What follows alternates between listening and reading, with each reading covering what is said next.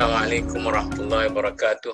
Waalaikumsalam warahmatullahi wabarakatuh. Berjumpa lagi kita pada petang ini dalam siri dialog kita, dan untuk dialog dakwah ini kita sekarang ini dalam siri yang keempat.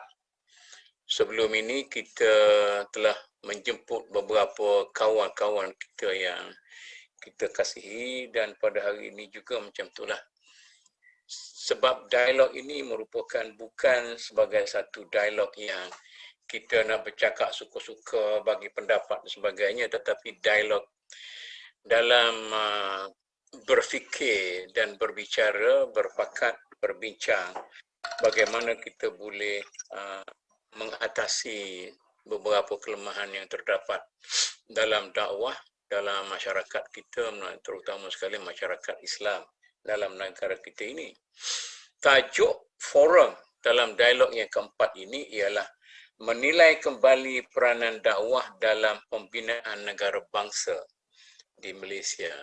Walaupun tajuk ini besar, tetapi dalam masa 2 jam ini kita harap kita dapat sekurang-kurangnya merumuskan asas-asas pemikiran yang mungkin kita boleh lanjutkan, perincikan dalam dialog-dialog dalam forum yang seterusnya. Sebab biasanya bila dialog dulu wanita, pemuda, kita boleh pergi sampai 14-15 forum dalam satu dialog tu, adalah masa untuk kita perincikan. Tetamu kita pada petang ini, kita ada 4 orang macam biasa, iaitu satu Dr. Muhammad Kamil Haji Abdul Majid. Beliau ini adalah bekas timbalan pengarah Akademi Pengajian Islam Universiti Malaya dan juga pengasas kepada Yayasan Usuluddin. Saya rasa setengah orang kenal, setengah orang tak kenal, tapi insya-Allah lah kalau dia aktif, lama-lama orang kenal. Yang kedua ialah Tuan Haji Ahmad Azam Abdul Rahman. Ini juga macam Dr. Kamil lah, orang terkenal. Mungkin lebih lagi terkenal dalam negara kita ini. Beliau ini adalah bekas Presiden ABIM, yang sekarang ini Presiden Wadah Pencerdas Umat. Saya pun duk panggil wadah. Jadi lupa pencerdas umat itu, wadah. Presiden Wadah, iaitu bagi mereka yang tidak tahu, Wadah itu ialah satu kesinambungan daripada ABIM yang menampung perjuangan para veteran dan para pejuang-pejuang ABIM yang telah agak senior. Itu satu kesinambungan yang sangat bernilai lah. Dan beliau juga adalah Pesuruhjaya Tetap Hak Asasi Manusia Pertubuhan Kerjasama Negara-Negara Islam, OIC. Yang ketiga, Dr. Muhammad Nur Manuti. Ini juga yang terkenal. Beliau ini bekas Presiden ABIM dan orang yang aktif dalam akademik pun, dalam UKM, UIA sebagainya, kalau tak silap UIA, Dr. Manur. Ya. Dan bekas ahli Dewan Negara. Jarang kita ambil orang yang ada kait sikit dengan politik, tapi tak apalah. Dalam sesi lepas pun kita jemput seorang bekas menteri. Mungkin kita buka sikit sekarang ni supaya lebih kita punya jaringan tu lebih luas. Sebelum ni saya nak jemput budak-budak muda, Presiden ABIM, itu kita jemput lah. Kemudian budak-budak dalam dalam ikram pun, tapi bawa-bawa kita jemput. Kemudian yang keempat ialah Profesor Datuk Dr. Muhammad Hatta Syarum. Ini orang akademik. Satu orangnya akademik, tetapi beliau ni adalah pengurusi Lembaga Amanah Yayasan Ikram. Jadi hari ini kita ada macam-macam pergerakan Islam bersama kita. Dan juga bekas pengurusi Lembaga Pengelola Dewan Bahasa dan Pustaka DBP. Tapi yang pentingnya ialah semua mereka ini adalah kawan-kawan saya yang saya hormati sekalian. Macam juga dalam sesi yang lepas, kita jemput kawan-kawan lah.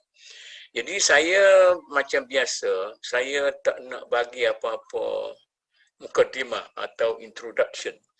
Jadi kalau kita bagi mukadimah, kita jadi panel yang keempat, yang kelima dan sebagainya. Saya terus nak pergi kepada panel yang pertama. Dr. Muhammad Kamil. Ya. Saya tengok di Malaysia sekarang ini, dakwah sudah menjadi suatu lumrah. Dulu pendakwah tu ustaz lah. Sekarang ni bukan ustaz, malah secara kehidupan pribadinya jauh daripada tugas-tugas agama pun mereka adalah para pendakwah yang kental. Sehingga telah menjadi suatu pergerakan sosial yang meriah. Semua orang ada dalam tu. Malah kadang-kadang berbaur dan bersimpang siur antara satu sama lain. Jadi belum ada satu struktur yang jelas kerana ramai pendatang-pendatang. Kadang-kadang yang baru datang itu lebih berkesan daripada mereka yang secara tradisional, tradisinya dididik dalam tu. Jadi soalannya pendek sangat. Dengan mengambil semua realiti yang ada sekarang ini, saya nak tanya, bolehkah Dr. Kamil merumuskan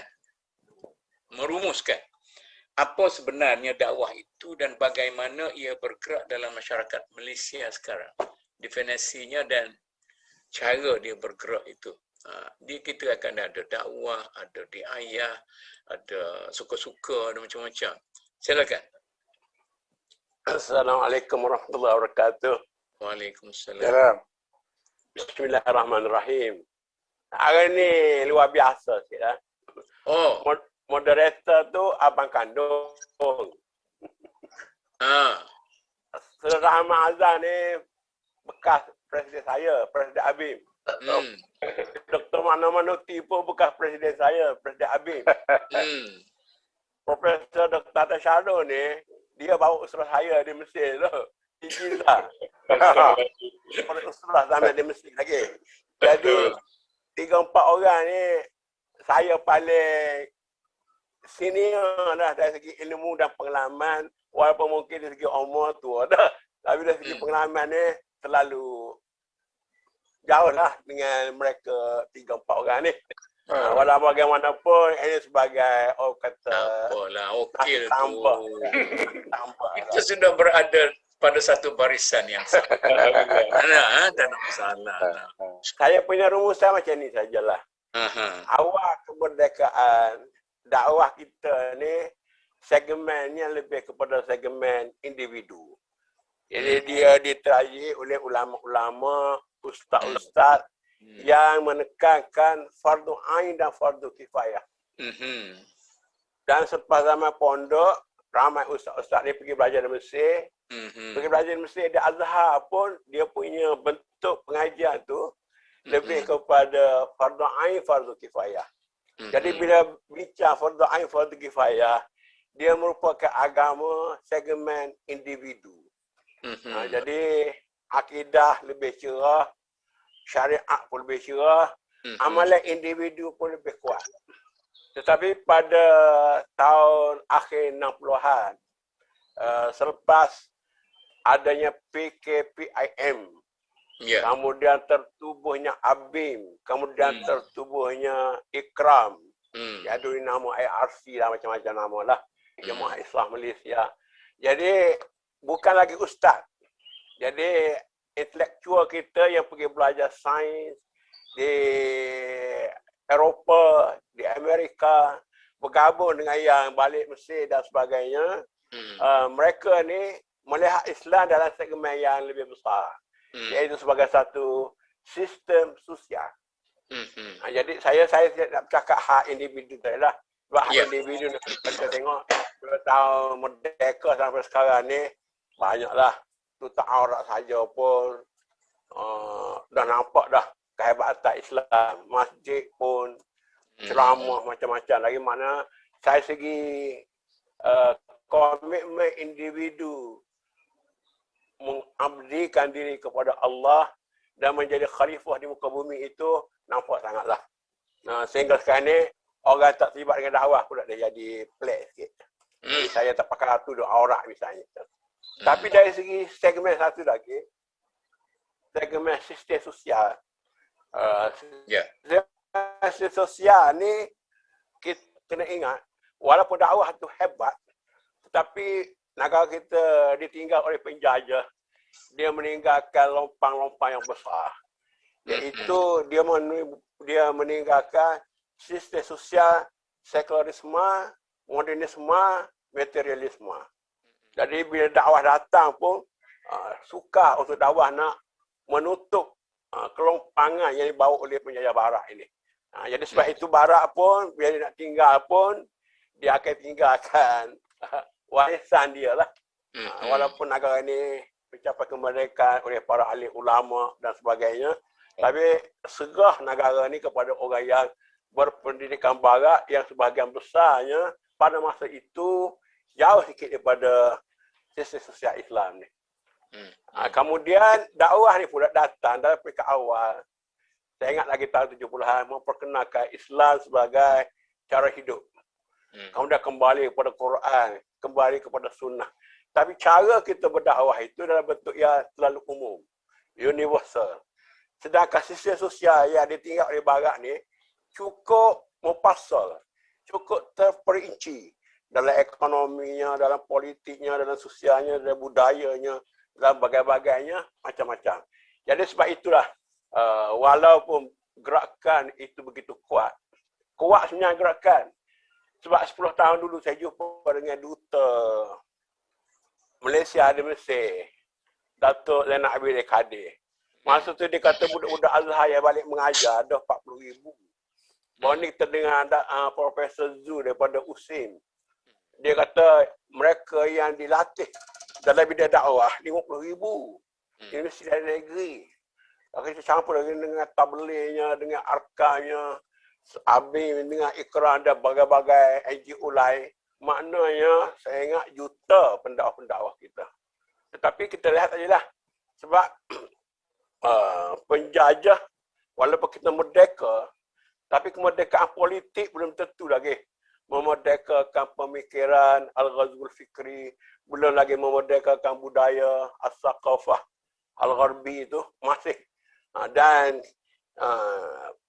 banyak lagi kita kata faktor-faktor negatif yang ada dalam masyarakat. Faktor negatif yang pertama sekali yang dibawa oleh Islam, maaflah sikit saya pasal Okey, tak apa. 3 minit tu satu anggaran saya bagi saja. Langkah mungkin. Saya ingat yang paling besar bila nak ubudiah kepada Allah, kembali kepada Islam ni, kalau istilah dikata tahrirul basyariyah, nak membebaskan manusia, nak memuliakan manusia. Tapi sistem yang kita warisi daripada datuk nenek kita dulu beragama Hindu, kemudian datang penjajah ni, masih lagi berlakunya tidak ada pembebasan tu. Dengan kasta masyarakat, dengan golongan kaya, golongan miskin, golongan atasan, golongan marahin. Jadi banyak yang saya katakan negatif dalam masyarakat itu yang walaupun nampaknya hebat dakwah datang, tapi tidak semudah itu untuk dia membangunkan satu sistem nilai yang baru dan satu sistem sosial yang baru yang seperti yang kita lihat dalam sejarah awal Islam dan sebagainya. Jadi oleh sebab itu pada saya lah dakwah berdepan dengan memuliakan manusia. Yang sekarang ni kita tengok manusia mulia, tapi ada juga yang masih teraniaya, yang terzalim, yang tertekan, yang tertindas, yang tak dapat ni pun sekarang ni. Dengan COVID dan sebagainya. Anak orang kampung yang tak ada laptop, anak orang kampung yang tak ada internet. Sedangkan orang bandar dapat segala kemudahan. Dari segi ekonomi masih juga. Kita di bandar ni boleh tidur atas jalan raya tu. Tapi di kampung masih ropak lagi. Saya dulu belajar di kampung tu, nak pergi belajar Kota Baru tu kena bimbit kasut lagi. Tak boleh pakai kasut. Contohlah. Wallah, setakat dah saya buka situ. Okey, terima kasih Dr. Kamel. Nampaklah gambaran realiti sebenar dakwah dalam negara kita ini. Riuh, meriah dan hasilnya masih lagi boleh dipersoalkan. Syekh Azam, Ya. Ya, ini saya nak panggil share. Share. Nama yang saya kata Dr. Kamil selalunya bila saya bagi nama tu dia lekat lah. Syahazam, ini bekas presiden lagi, aktif dalam OIC lagi, human rights lagi dalam OIC apa semua sekali. Jadi saya rasa orang yang sesuai, macam Dr. Kamil tadi bercakap tentang satu rumusan tentang dakwah di Malaysia, saya rasa Syahazam kita boleh membuat satu pandangan awal, satu rumusan yang konkret tentang proses pembinaan negara bangsa dalam masyarakat kita ni. Dulu orang cerita negara bangsa imagine ni, tapi cerita-cerita tu dah banyak lah. Jadi boleh kita rumus setakat mana kita sudah sampai dan apakah corak yang kita nampak dalam proses pembinaan negara bangsa itu. Silakan Syekh. Ya, insya-Allah. Langkahlah sikit Dr. Kamil pun langkah masa 3 minit tu. Assalamualaikum warahmatullahi wabarakatuh. Waalaikumsalam. Datuk Mahmud Zuhdi, ini semua guru-guru saya ni. Ustaz Mano, Ustaz Kamil, banyak buku-buku Ustaz Kamil yang saya baca. Ya. Dr. Hatta, sahabat zaman Nabim dahulu. Ya. Assalamualaikum warahmatullahi wabarakatuh. Waalaikumsalam warahmatullahi. Yang sebut oleh Datuk Mahmud tadi, dalam interaksi saya dengan teman-teman di luar negara, ya, ada satu kenyataan yang saya terfikir agak menarik. Ya. Dia mengatakan kami daripada negara Arab ni, ya, dan umumnya termasuk Indo-Pak, ya, berbanding dengan Malaysia, Malaysia ini unik kerana masyarakat berbilang kaum itu memungkinkan kita untuk melaksanakan model Madinah. Ya, dia kata. Jadi maknanya kalau kamu bersungguh-sungguh dengan Islam tetapi mengambil model piagam Madinah, masyarakat Madinah, sebab kamu punya mix tu memang cantik. Dia punya cabaran-cabaran itu sangat cantik. Ya. Ya, sebab ada Cina, India, Melayu dan semua agama ada di sini, kecuali agama Yahudi. Itu pun ada kubur Yahudi di Pulau Pinang. Ya. Jadi bermakna kawan-kawan mengatakan bahawa kami di negara Arab ni hampir semuanya Islam. Ya, kami dengan Pakistan hampir semuanya Islam. Tapi Malaysia ini, hatta Indonesia pun, ya, majoriti Islam. Tapi kamu mempunyai satu penduduk komposisi yang hampir-hampir sama macam mana Madinah, dan ini ada ruang yang challenge yang terbaik, ya, untuk kamu menjadikan Malaysia sebagai model, mengambil semangat piagam Madinah sebagai suatu kaedah untuk membina negara bangsa. Jadi saya terfikir betul juga, ya, ini a challenge kepada kita. Jadi soalan Datuk tadi berdasarkan premis itulah, ya. Ya. Maka kita lihat realiti yang pertama kita terima bahawa negara kita merdeka ini adalah negara yang dipersiapkan oleh British. Ya, kita tuntut, tetapi perlembagaan segala macam itu adalah yang didesain oleh British. Ya. Walaupun ada hakim Islam di situ. Ya. Jadi realiti yang pertama dalam pembinaan negara bangsa ini adalah soal pertama, Islam itu agama persekutuan. Alhamdulillah. Boleh ditafsirkan berbagai-bagai. Ya. Realiti yang kedua, negara kita ini berbilang kaum, telah ditakdirkan atas pasca penjajahan jadi begitu. Walaupun dulu ini adalah milik orang-orang Melayu khususnya. Ya. Realiti yang ketiganya, apabila kita merdeka, orang Melayu itu dimiskinkan. Ya, orang Melayu itu miskin. Dari segi ekonomi, dari segi pendidikan. Saya ingat tahun 70-an, Ustaz Mano, Datuk pun ingat, berapa ramai di kalangan pelajar-pelajar Melayu yang berada di Universiti Belayar. Ya. Terutama bidang sains. Ya, hampir tak sampai 1%, 1%, 2%. Ya. Dan realiti yang ketiga untuk membina negara bangsa ini adalah politik kita itu berdasarkan kaum. UMNO itu Melayu, MCA itu mewakili China, India itu MIC mewakili India, dan sekolah-sekolah kita pun dengan adanya sistem vernacular yang ada sampai sekarang, sekolah China, sekolah India. Ya. Dan ditambah pula sekolah agama dan segala macam. Jadi berdasarkan realiti yang ada, ini cabaran di hadapan kita. Ya. Jadi kalau tanya saya, dah 60 tahun kita merdeka, dalam kerangka asasnya ya soal perbezaan kaum itu diinstitusikan dalam bentuk pendidikan, diinstitusikan dalam politik, ya. Saya fikir rumusan saya, ya, pembinaan negara bangsa ni, kita ni umpama kalau latihan lari setempat itu. Kita ke depan pun tidak, silap kita ke belakang. Kita tak maju sebab kita lari setempat. Kita penat untuk membina rukun negara segala macam, tapi we are not moving forward. Sebab kerangka kita itu adalah kerangka masih berdasarkan racism. Ya, kerangka bincang soal Melayu, bincang soal Melayu, Cina soal Cina, India soal India, IBAN, kepentingan IBAN dan segala macam. Jadi kerana itulah ini cabaran yang sedang kita kena hadapi. Jadi saya nak mengatakan bahawa ini merupakan satu cabaran bagi kita nak bina negara bangsa. Saya nak menyambung apa yang disebut oleh Ustaz Kamil tadi. Saya panggil Ustaz, saya kenal. Yalah. Kami sejak zaman Abim lagi. Harap Ustaz tak marah, tak panggil doktor. Ya. Saya tahulah saya nak panggil adik Mei pula sini.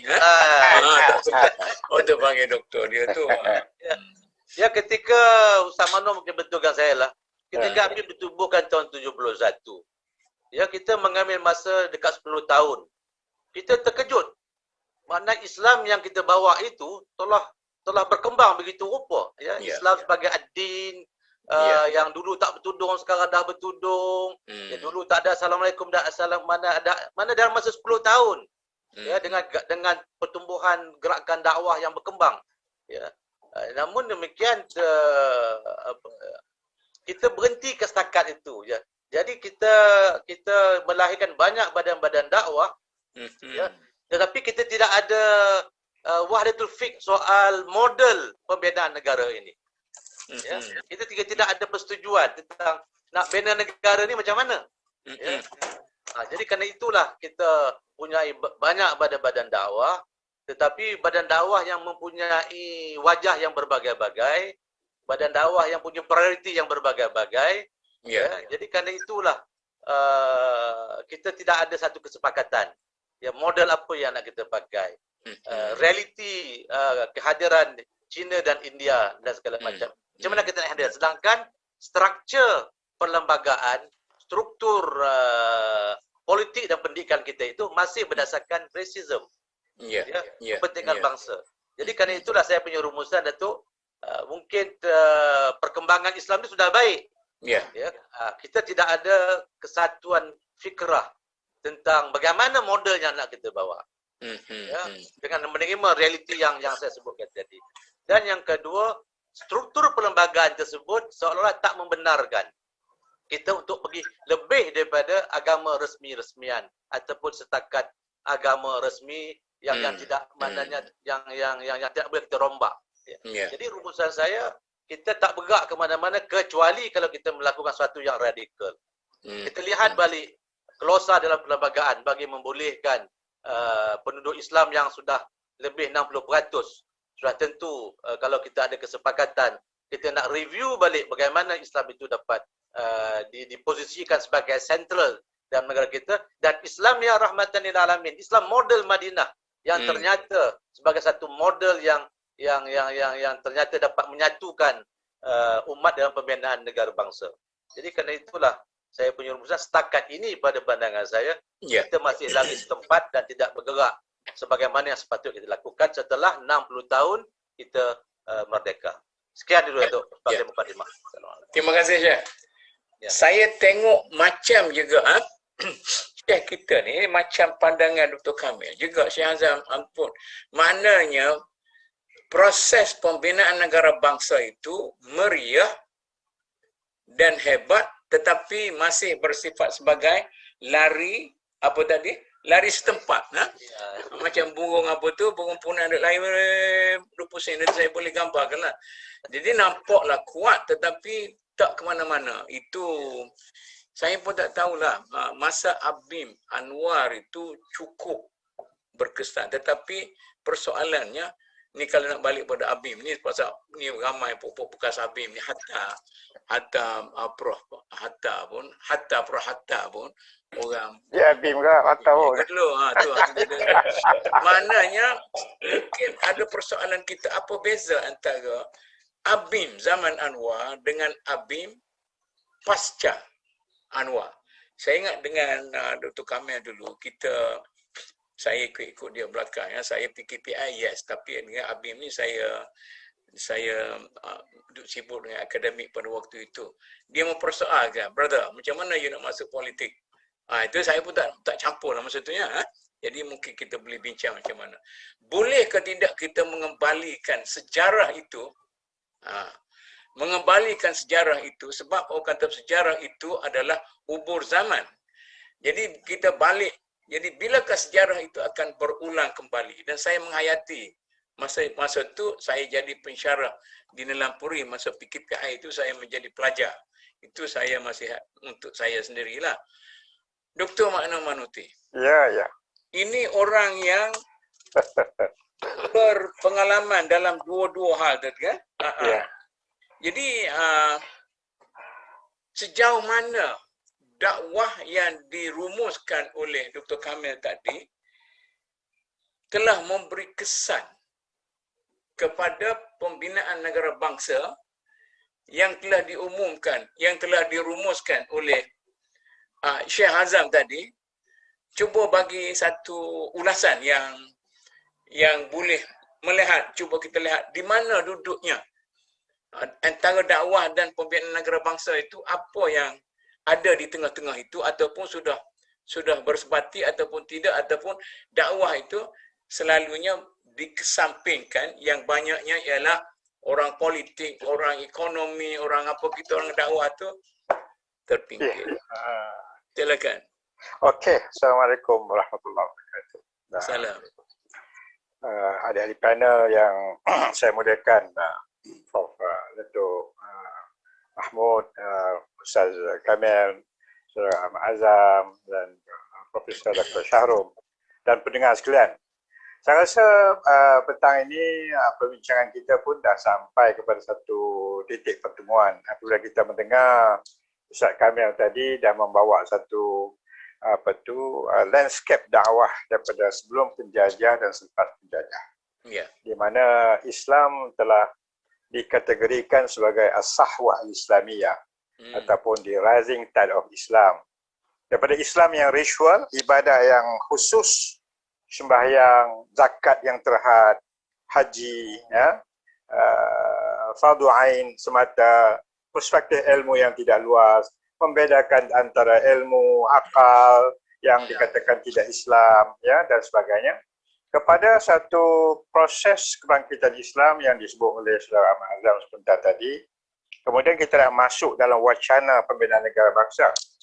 Saya melihat bahawa pengalaman saya sedikit dalam Abim pun, saya merasakan bahawa asas-asas Islam dan pembinaan negara bangsa itu, tanpa saya nak sebut nama orang ini sebagai seorang yang dikatakan prejudis ataupun sangkabu ataupun taksub, tetapi saya merasakan Saudara Anwar dah membuat sesuatu untuk menjadikan Islam yang universal ini supaya berada di arus perdana dalam negara kita yang majmuk. Pada ketika itu orang Melayu tak sampai 60% lagi, tahun 50-an, sekarang dah 60%. Iaitulah ucapan yang bersejarah dan sangat bermakna pada tahun 1979 dengan tema Islam dan Masyarakat Majmuk. Islam penyelesaian masyarakat. Saya fikir ucapan itu memang dikongsi bersama, bukan Anwar seorang. Pemimpin Abim yang lain, Ustaz Fadil Noor, Siddiq Fadil, Ustaz Abdul Ghani Samsudin, pemimpin yang datang dari latar belakang Azhar dengan memasukkan ayat Quran yang relevan dengan persoalan Islam dan universal. Antaranya, saya fikir waktu itu kita dah mula mendidik rakyat Malaysia, khususnya masyarakat Islam, ayat yang kita selalu sebut, waja'alnakum syu'uban wa qabaila lita'arafu inna akramakum indallahi atqakum. Jadi perkataan li ta'arafu di situ. Maknanya satu ayat yang sifatnya jamak bangsa dan agama. Bukan untuk orang Islam saja. Dan itu adalah asas penting dalam proses pembinaan negara Malaysia yang majmuk ini. Tetapi saya nak sebut juga termasuklah dalam konteks gerakan Islam, Habib, Jim yang datang tak lama selepas itu, mungkin juga NGO-NGO Islam yang lain, Persatuan Ulama dan sebagainya. Di kalangan kita tak istiqamah dari segi membawa satu framework pemikiran yang Azam sebut tadi. Dalam dakwah kita ini, apa yang kita nak capai? Adakah untuk masyarakat Islam nak bina negara Islam? Kita akui. Waktu itu kita gairah dengan negara Islam. Daulah Islamiyah yang ideal pada waktu itu sesuai dengan pemeringkatan umur kita yang belum matang betul. Tetapi ABIM pun pemimpinnya diwacanakan semula oleh pemimpin Islam dunia yang buka mata apabila pengalaman negara Islam, modelnya di Pakistan gagal, di Iran gagal, di Sudan gagal. Maka akhirnya kita tidak ada alternatif. Realiti yang ada ialah negara bangsa.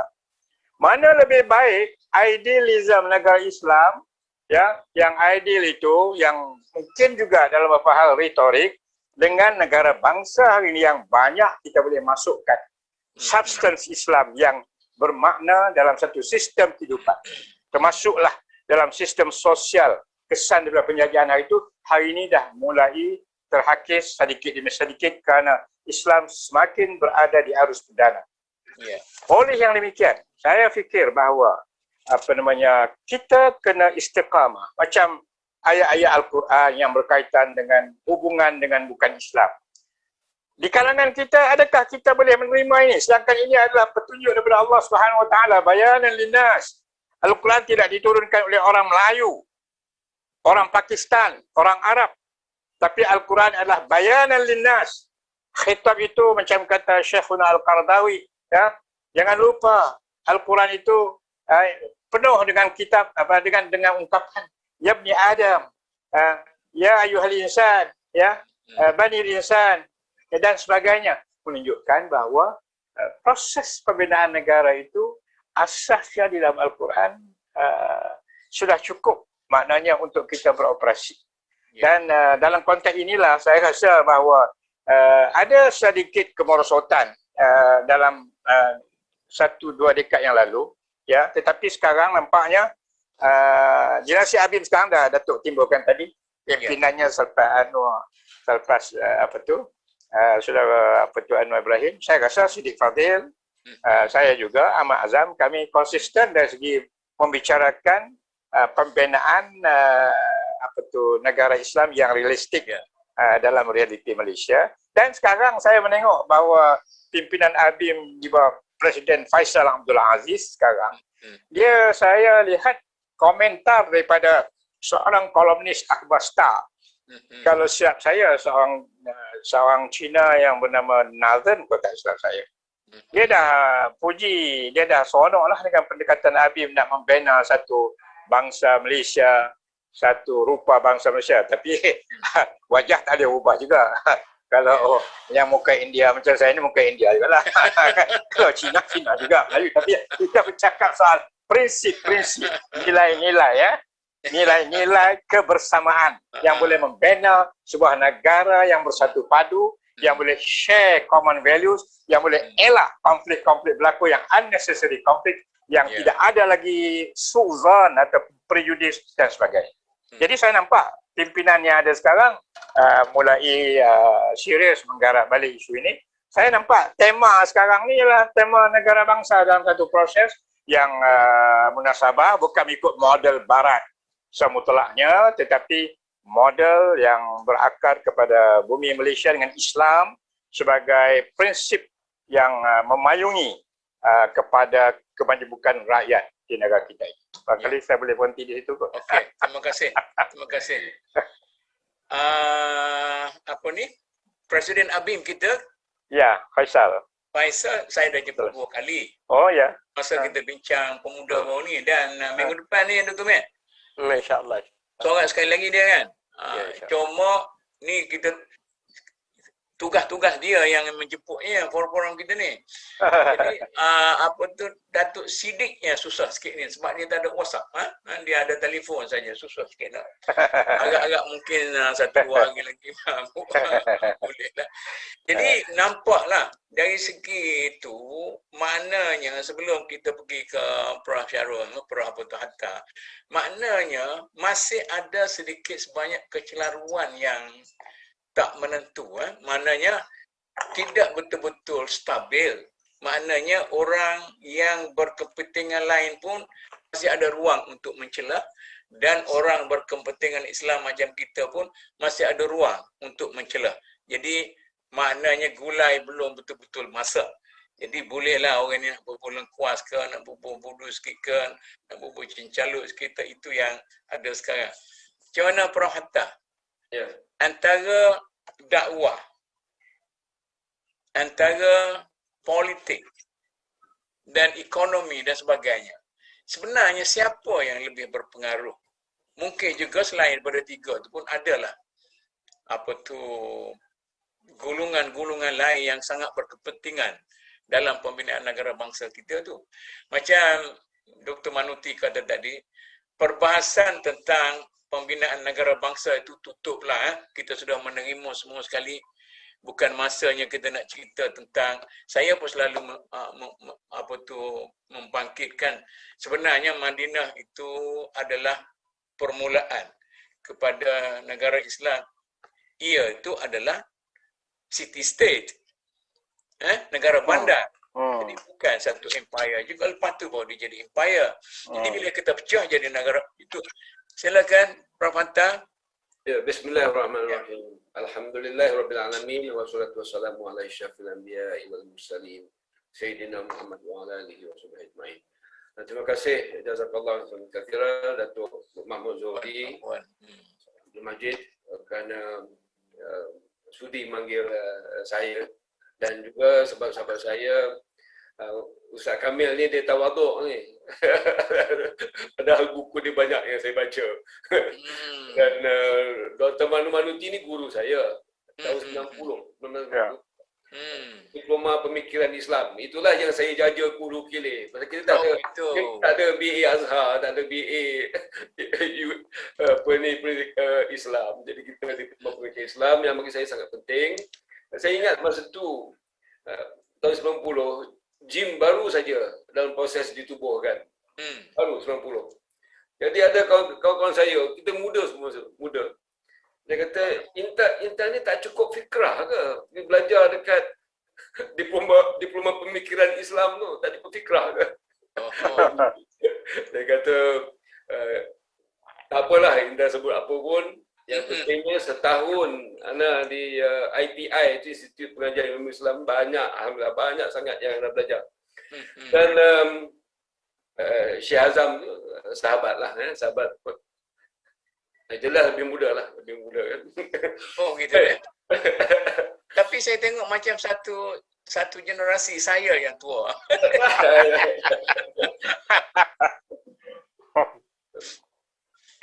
Datuk Ahmad, begini ya. Orang ekonomi ke, siasah ke, dakwah.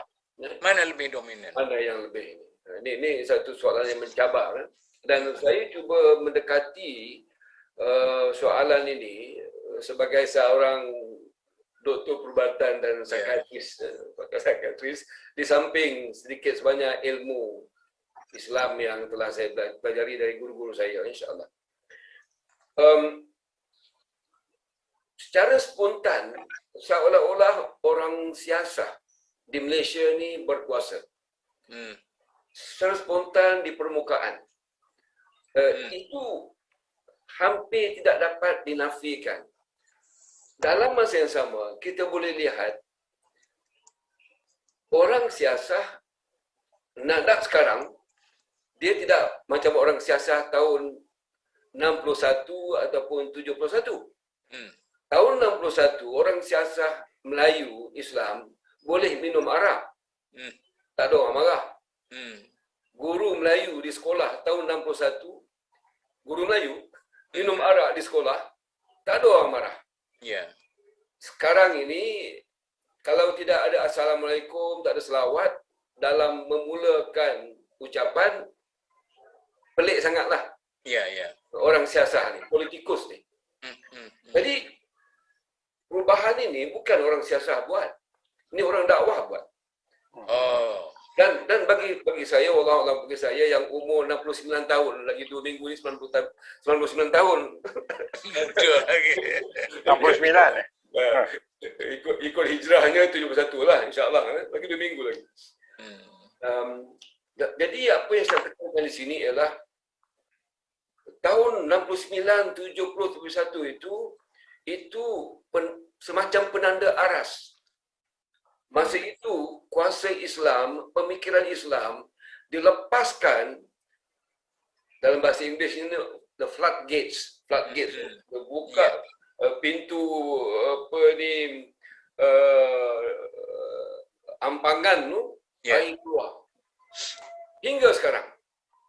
Sudah tentu 50 tahun tu. Setengah abad, itu setengah puluh. Sudah tentu ada turun naik dia.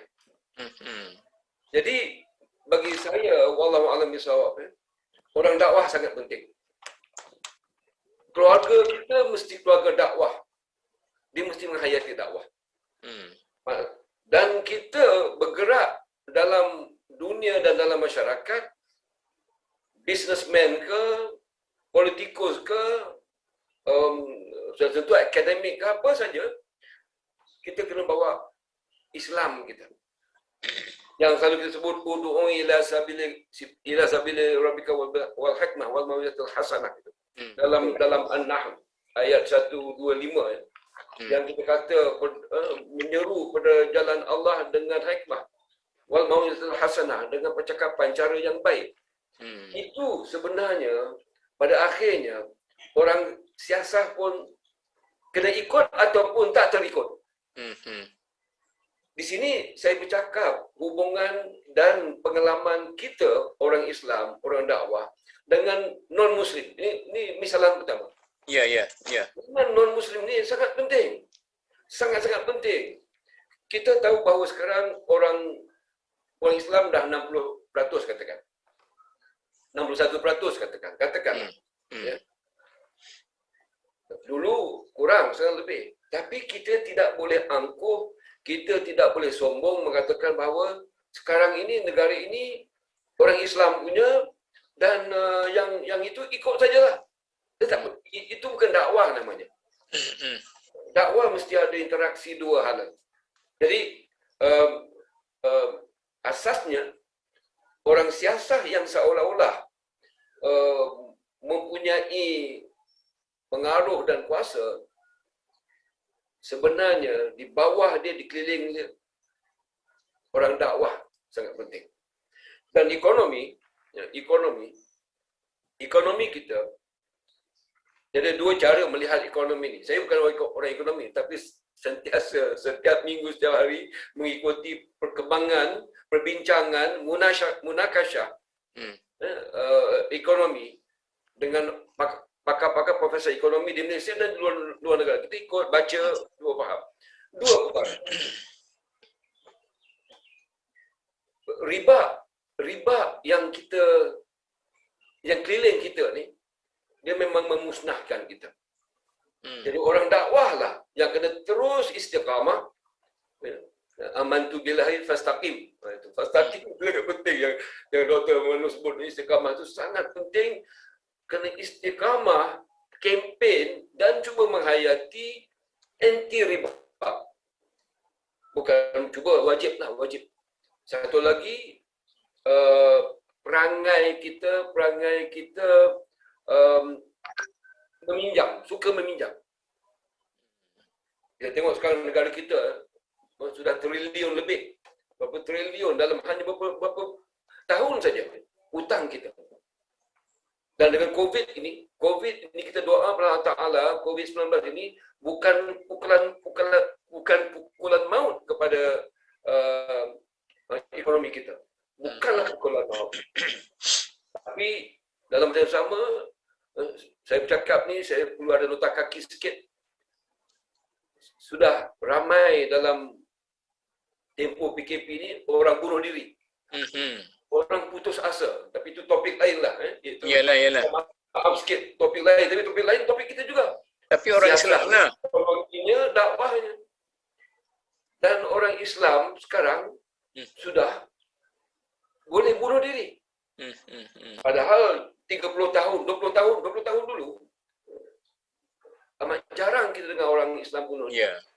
Dan dalam bidang kami, bidang perubatan, bidang psikiatri, bidang psikologi, itu gharib, pelik sangatlah.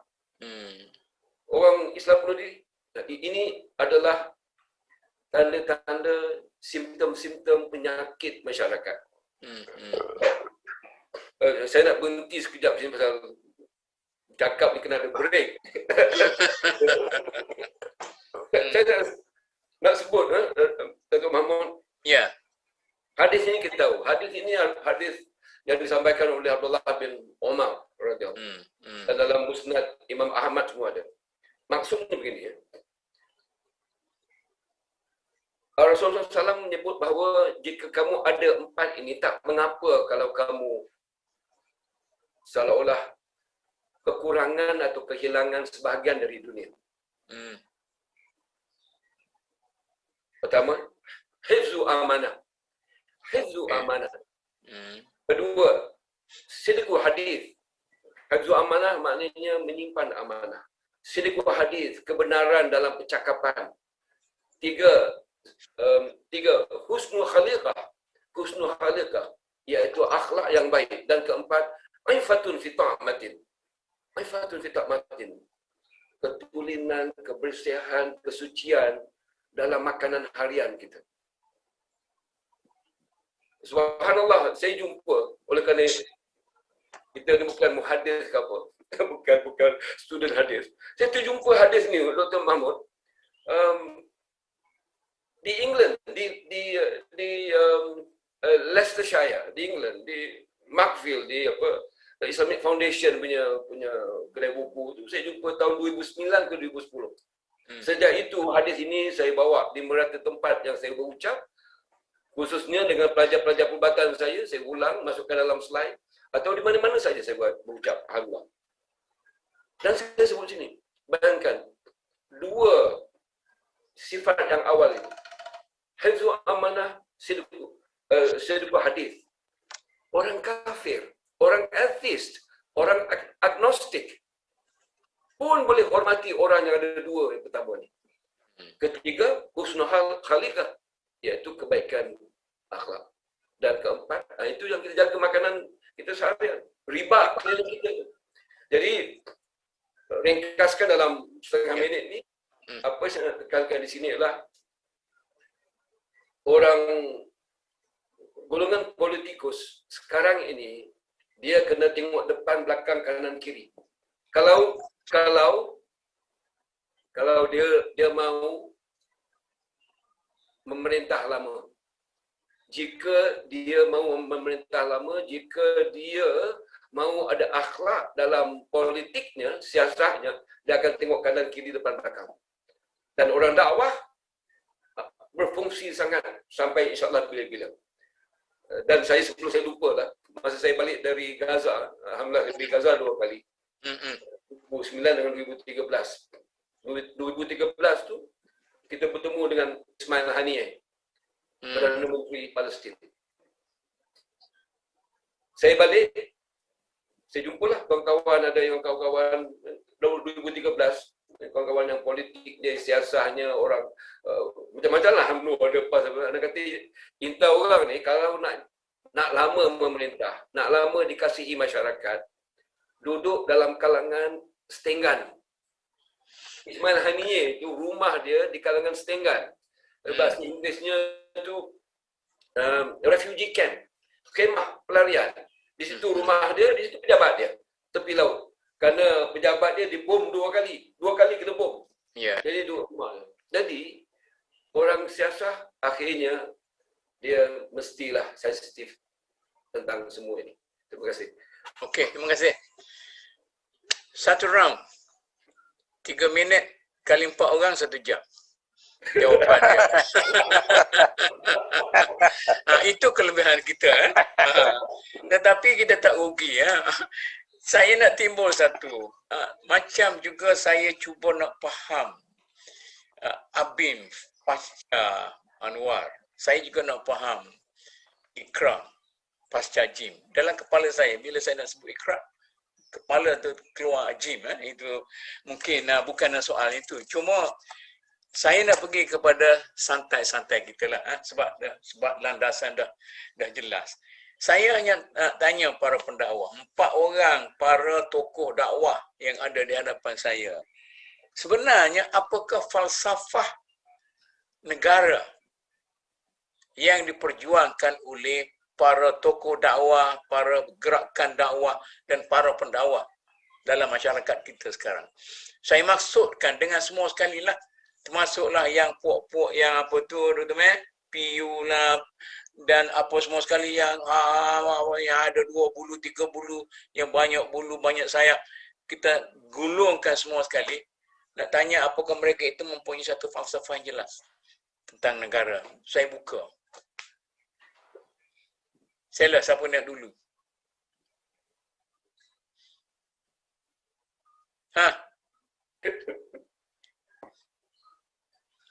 Saya mula sikit. Saya tak apa. Kita guru lah dulu. Semua mereka bercakap tentang ubudiah kepada Allah. Dan semua para pendakwah. Dan semua mereka bercakap tentang khalifatullah fil ardi. Itu 2 fungsi para pendakwah. Tak kira dari perorangan, tak kira dari organisasi, tak kira dalam politik, tak kira apa semua. Itu dia punya, mereka faham itu. Cuma barangkali nak sampai kepada pengabdian itulah. Berbagai cara dibuat. Termasuklah nak membangun negara macam itu juga. Dan khalifah Allah fil ardi itu semua faham. Dan nak istikmar imaratul dunia ni pun semua faham. Cuma barangkali dalam kemampuan yang berbeza-beza. Ustaz cara dia, alat profesional cara dia, orang balik Mesir, orang pondok cara dia, orang balik daripada England, Amerika cara dia, orang bidang kedoktoran, bidang lawyer dan sebagainya cara dia, bidang pengurusan saudara Ma'azal cara dia. Jadi di sini kita melihat kepelbagaian. Dan kepelbagaian itulah yang istilahkan oleh Datuk Muk tadi, simpan siur tu.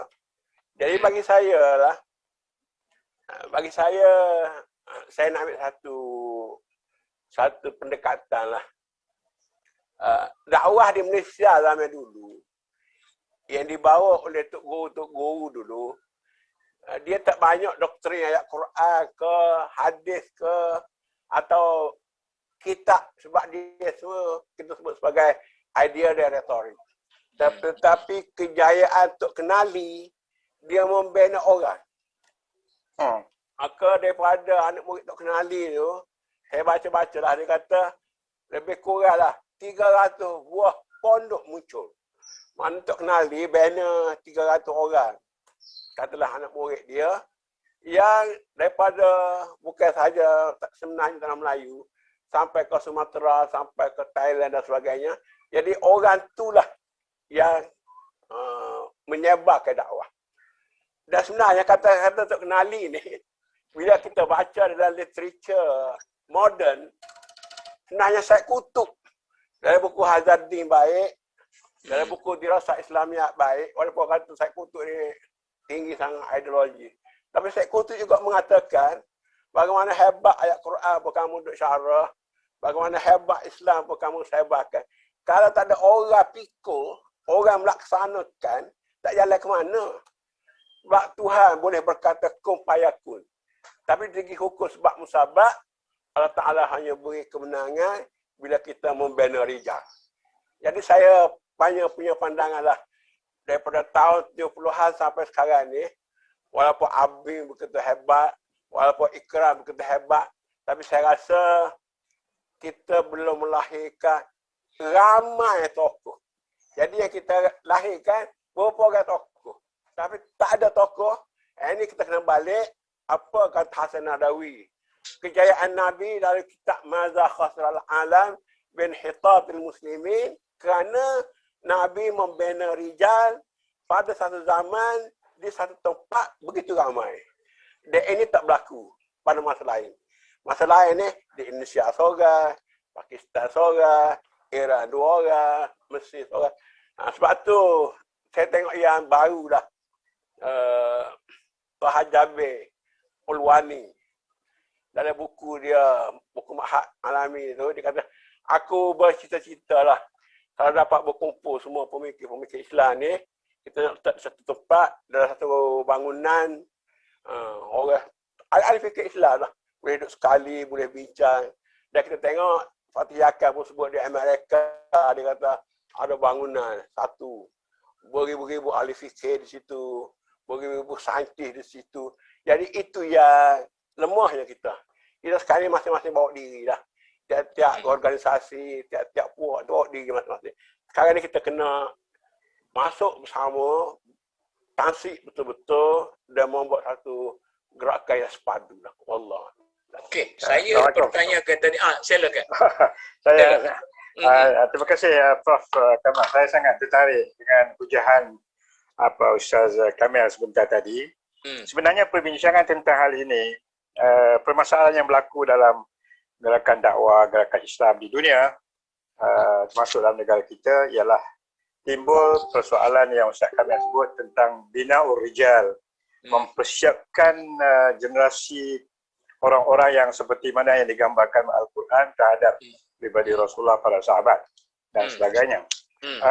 Sebab kalau kita ingat Hasan Al-Banna rahmatullah alaih, dia pernah kata, bina negara Islam dalam diri kamu sebelum kamu bina negara Islam di luar diri kamu.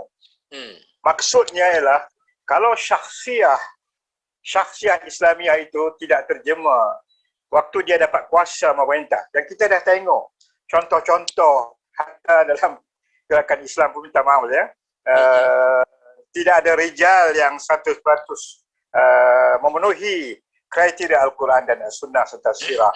Maka ini adalah salah satu penyebab kegagalan gerakan Islam ataupun gerakan dakwah yang dapat kuasa dalam pilihan raya untuk mentadbir sebuah negara itu.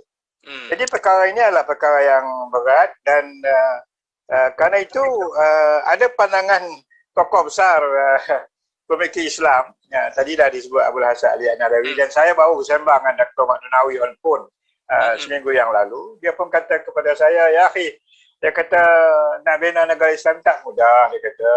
Sebabnya dia kata ada pandangan daripada tokoh besar Islam, saya tak mahu sebutlah namanya di sini, bahawa kalau tidak ada orang-orang yang memenuhi ciri-ciri Al-Quran dalam konteks membina rijal itu, orang yang betul-betul maknawi dari segi pemikirannya, syakhsiahnya, akhlaknya, sukar untuk kita menjamin kelangsungan sebuah pemerintahan Islam ataupun kerajaan Islam. Wallahu a'lam. Menarik. Makin menarik perbincangannya. Siapa dia nak sambung? Ataupun nak suruh saya desak ke depan sikit? Kalau tak sambung, saya nak desak ke depan sikit. Okey, saya dah sambung. Syekh Azam. Ya, saya tambah sikit. Ya. Ini pengalaman kami dalam BIM dah, Datuk. Ya. Ketika Dr. Mahathir memerintah jadi Perdana Menteri dan Anwar masuk UMNO, kami dipanggil oleh Dr. Mahathir, pimpinan BIM seluruh negara turun. Saya nak melaksanakan program penerapan nilai-nilai Islam. Ya. Ya. Dan kita nak minta yang mempeloporinya, biarlah BIM tolong bantulah bagi menjayakan agenda penerapan nilai-nilai Islam. Jadi kami berpandangan bahawa setelah 10 tahun kita berjuang menerangkan Islam sebagai ad-din, sebagai wahyu Islami, kita rasa ini satu kesempatan untuk Islam itu dipersiapkan dengan pembinaan institusi-institusi. Tetapi bermula dengan fikrah yang jelas. Jadi waktu itu di penerapan nilai Islam, kemudian lahirnya wawasan 2020, iaitu nak membina negara maju ikut acuan kita sendiri. Jadi maknanya kita agenda penerapan nilai Islam iaitu nak Malaysia nak jadi negara maju mengikut acuan kita sendiri. Sejak itulah program bina negara dilaksanakan untuk menerangkan konsep pembinaan institusi, golongan profesional, perguruan, sistem pendidikan Islam harus dirombak supaya Islam yang nak dikebawa itu ikut acuan kita sendiri. Ya. Itulah yang kita garap selama 16 tahun itu. Cuma tak kesampaian sampai 1998 saja. Ya, selepas Anwar dipecat. Ya. Jadi pengalaman 10 tahun menanamkan kesedaran Islam dengan teman-teman lain dalam gerakan dakwah, JIM, Persatuan Ulama dan PAS dan segala macam, tak menafikan semua itu. Maknanya kita transform ke tahap yang seterusnya, pembinaan institusi, ya, supaya kita ready. Maknanya bila kita merintah, maknanya hari ini merintah, kalau persiapan institusi tak ada, maknanya kita tidak boleh nak merintah. Kita akan ada masalah. Ya. Jadi kerana itulah selama pengalaman itu yang kita garap. Jadi kalau Datuk sebut tadi soalan mengenai falsafah negara, bagi saya itulah kita ada gambaran model Madinah. Ya, secara prinsipalnya kita ada model itu dan kita bercita-cita nak bina negara maju yang mengikut acuan kita sendiri, ya. Dan pembinaan institusi Islam yang agak rancak berlaku pada waktu itu. Jadi kita berkembang dengan laju sehingga Malaysia terkenal seluruh dunia. Ingat Datuk ingat, Ustaz Mano pun ingat, kita mengajak intelektual seluruh dunia datang ke UIA, ke Malaysia, kita wacanakan. Sebab mereka berpandangan bahawa dalam dunia ini Malaysia sajalah yang punya potensi untuk melaksanakan agenda maknanya Piagam Madinah ini. Dalam konteks komponen masyarakat yang begitu cantik, ya. Jadi kerana itulah kita dapat lambakan tokoh-tokoh intelektual yang begitu ramai pada waktu itu dalam membantu kita ke arah menjadikan Malaysia negara maju. Dan Malaysia terkenal sangat sehingga hari ini sebagai negara Islam, ya, adalah kerana pengalaman-pengalaman penerapan nilai-nilai Islam yang disebut sebagai Islamisasi itu berlaku dengan begitu hebat, ya. Jadi itulah saya nak menggambarkan bahawa kalau kita boleh kembali balik kepada suatu wawasan yang jelas dengan kesepakatan yang bersama, kita boleh lakukan. Sebab pengalaman itu sudah ada. Pengalaman badan-badan dakwah yang ada yang cukup banyak di negara kita ini sudah cukup, ya, untuk kita bergerak ke hadapan. Allahuakbar. Okey. Prof, nak sambung ke nak saya mencela? Dia moderator. Saya mau sela tak apalah. Okey. Saya nak buat 3 perkara, Datuk Pengerusi, ya. Ini bila kita cuba faham dalam surah Sabah ayat 15, baldatun thayyibatun wa rabbun ghafur. Dia dua hala, iaitu negeri itu bagus, baik, dan sudah tentu negeri itu mempunyai rakyat dan umat yang bertakwa, dan Allah Rabbul Ghafur, dan juga merahmati. Jadi apa yang kita boleh cuba faham, saya nak gunakan istilah di sini pasal kita ni demokrasi. Kita demokrasi. Demokrasi ini ada banyak kebaikan dia, tetapi ada banyak cabaran dia juga. Kalau majoriti orang bodoh dalam demokrasi, bodohlah kita. Dalam demokrasi, perlu wujud segolongan yang dominan. Dan dia kena majoriti. Dominan dan majoriti. Dan orang-orang ini mestilah orang-orang yang bukan saja bertakwa, takwa itu wajib. Tetapi dia mempunyai ilmu dan dia mempunyai kecelikan akal. Kecelikan akal ni bahasa Inggerisnya insight. Dan saya faham kecelikan akal ini liulil albab. Liulil albab. Pasal kita ada qulub, ada qalbu, kita ada nafs. Kemudian kita ada fuad dan liulil albab.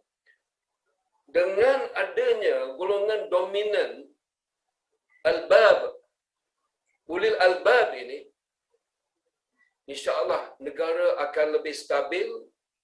Manusianya yang nak buat jahat tak ramai. Orang yang buat jahat tak berkuasa.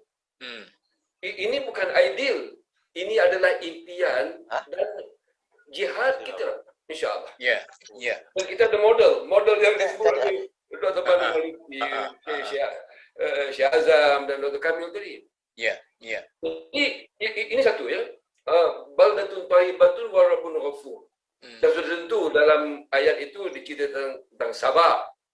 Tentang sabar, betul. Tapi ini impian kita. Yang penting dominan dan majoriti sikit pun tak apa. Tapi dominan. Pasal kita demokrasi. Bagi saya demokrasi ini ada kebaikan banyak, tapi ada cabaran. Dan cabaran ini jika kita macam kita Swiss off on ya, cabaran keburukan itu mengatasi kebaikan. Dan dia berlaku dalam negara kita sekarang. Berlaku dalam negara kita. Baik, itu satu. Kedua, negara yang baldatun thayyibatun tadi, kita dalam Ikram memahaminya sebagai negara rahmah. Ya, okey. Kami mengenal pasti 12 ciri negara rahmah. Saya sebut 2-3 cukuplah ya. 2-3 cukup. Dan ini telah kita sampaikan pada negara dan kita bincangkan masuk surat khabar semua. Dan saya sebut tentang integriti. Siapa yang tak mahu integriti? Bukan integriti yang berpura-pura. Integriti sebenar-benarnya. Dalam integriti itu kita ada apa? Kita ada kasih sayang, kemesraan. Kita ada keadilan. Keadilan itu sangat penting. Wallahu a'lam bishawab. Bagi saya, untuk usia begini, ada 2-3 ciri manusia yang amat sukar untuk kita capai. Ikhlas, sukar capai. Boleh capai tapi sukar. Yang itu yang kita masih budak-budak lagi umur 17 ataupun 20 tahun. Innamal amalu binniyat, innamal amalu binniyat kan. Ikhlas, betul keadilan. Keadilan sukar. Betul. Keadilan kita sesama yang beriman. Keadilan kita sesama sebangsa Melayu. Keadilan kita bersama orang kafir. Bukan Melayu. Bukan senang. Bukan senang. Yang ketiga saya sebut sini ialah wallahu a'lam, bagi saya negara bangsa Malaysia ini untuk makmurnya, untuk mencapai impian kita ni makan masa lagi lah. Makan masa lagi. Dan saya amat mengharapkan orang muda. Kita ni yang timbang ni orang tua dah tu. Kita tak tahu orang muda berapa ramai orang muda dengar ikut ni. Tapi saya mengharapkan dan memberi harapan kepada orang muda yang umur 50 tahun ke bawah. 55 tahun ke bawah. Orang muda. Dan dalam kalangan orang muda ini, cara mereka berfikir lain. Cara mereka berinteraksi lain. Nilai mereka lain. Ini yang kadang-kadang membimbangkan saya. Membimbangkan. Ya. Tapi balik pada 3 poin tadi, pertama baldatun thayyibatun wa rabbun ghafur. Sama negara rahmah itu. 12 ciri je. Dan ketiga ialah mesti golongan yang dominan dan majoriti. Ya. Okey. Saya tak nak beralih lagi daripada itu. Jadi tadi kita bangkitkan apakah model falsafah negara. Jadi 3 daripada 4 hampir sependapat mengatakan kita pentingnya kita menyediakan rijal. Falsafah tu kedua.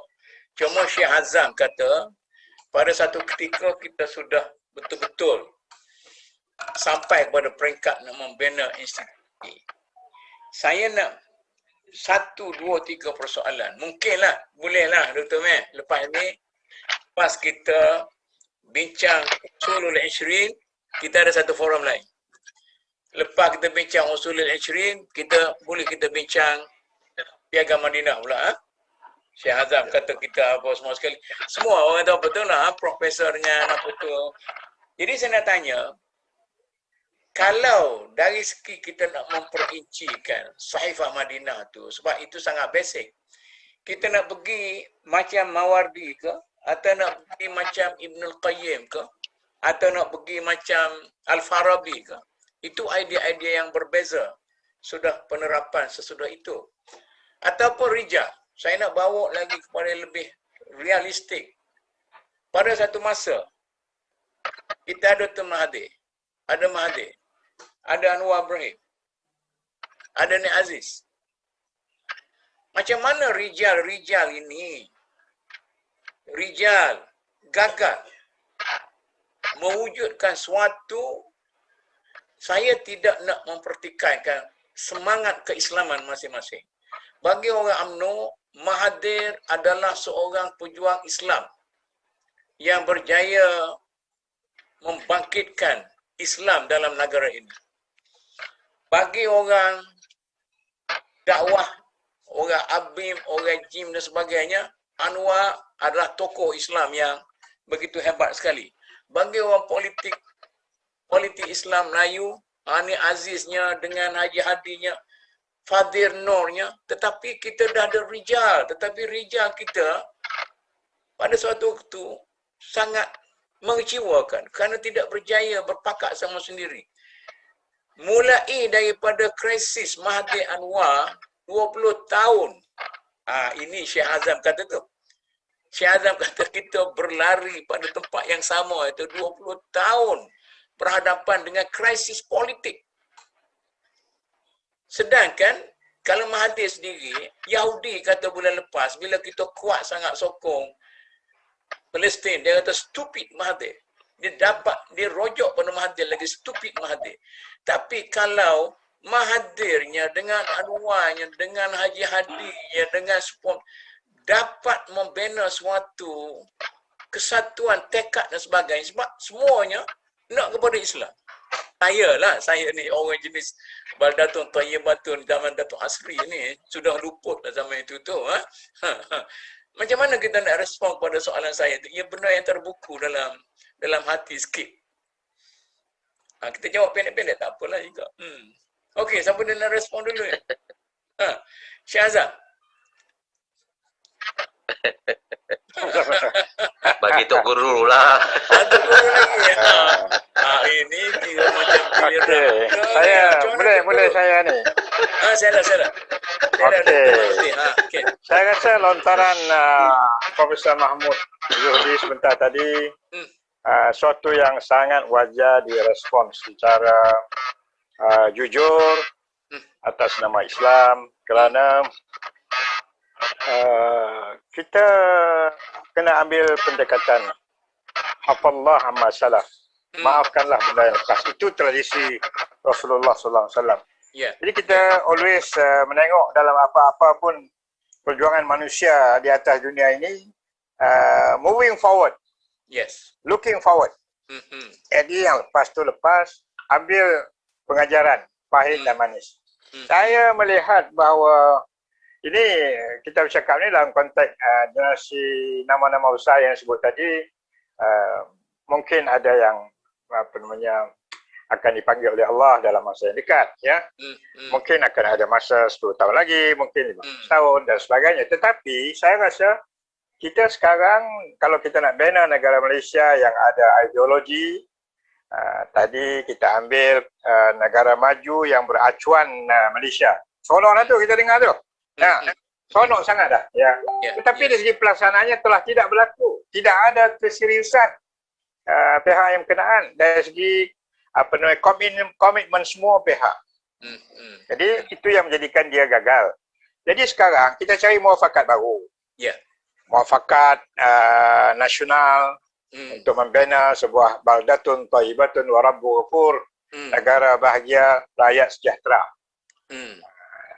Saya masuk sikit politik ya. Boleh ya? Masuklah, saya suruh masuk.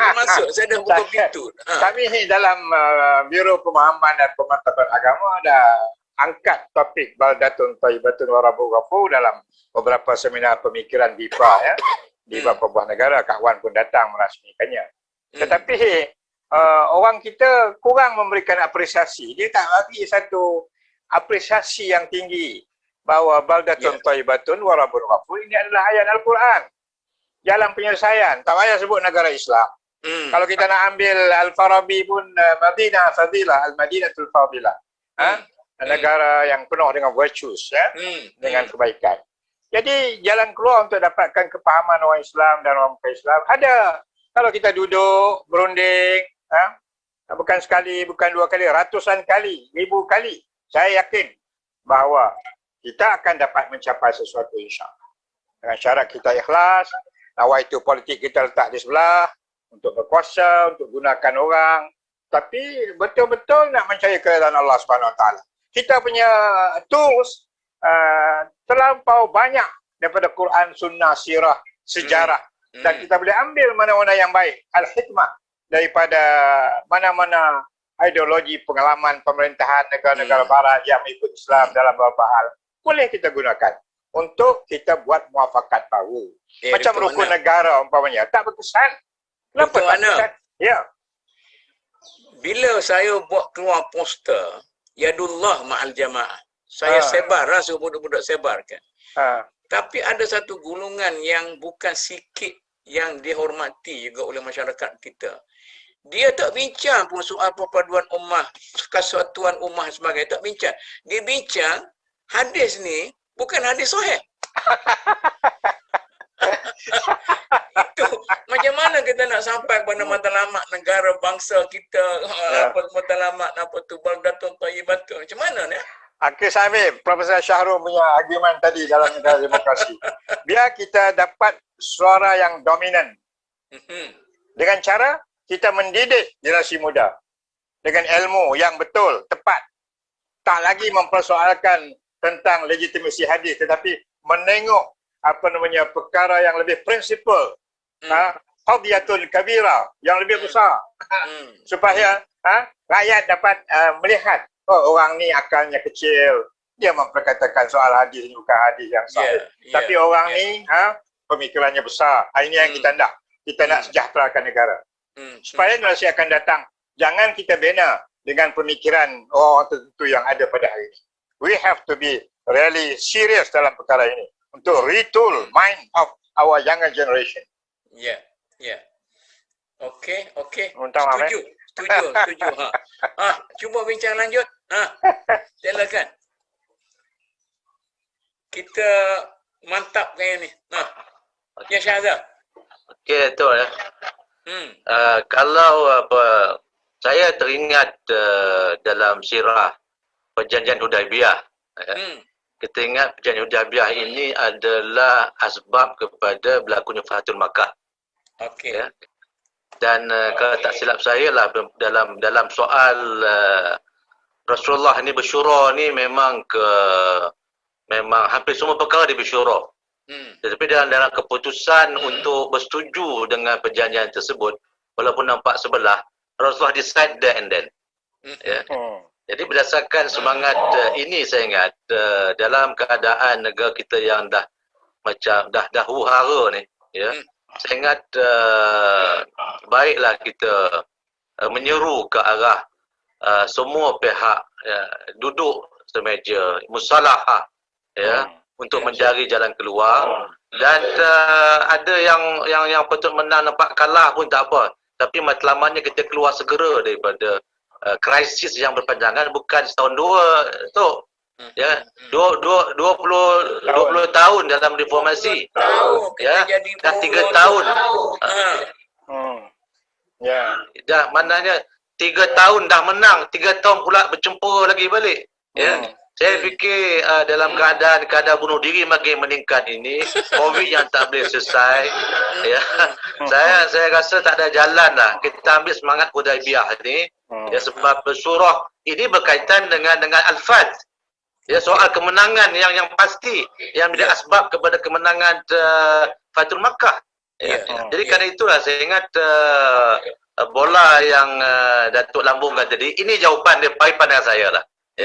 Jadi saya membaca sirah perjanjian Hudaibiyah ini sangat sentral, terutama waktu ini dalam negara kita, bagi menyelesaikan satu krisis daripada berpanjangan, melompat, beli membeli. Saya ingat ini satu memalukan nama Islam, nama orang Melayu, yang orang-orang hilang keyakinan kepada orang Melayu dan juga orang Islam. Saya ingat kita kena menyeru ke arah itu, ya untuk menyelesaikan secara tuntas daripada kita mengizinkan golongan politik ini lompat-melompat memperdagangkan jawatan parlimen dia untuk kepentingan peribadi. Saya fikir ini satu perkara yang sangat memalukan umat Islam dan orang Melayu sendiri pada hari ini. Allahu a'lam. Datuk Syarul, ulas apa yang Syekh kata, Syekh Azam. Dia jalan keluar cara diplomasi lah. Jalan keluarnya cara diplomasi. Maksud saya diplomasi begini. Dalam mana-mana peperangan, hujungnya bila dah letih perang, dah letih sangat perang, orang akan berdamai. Adakah kita sudah letih berperang sekarang? Saya nampak tak letih lagi. Itu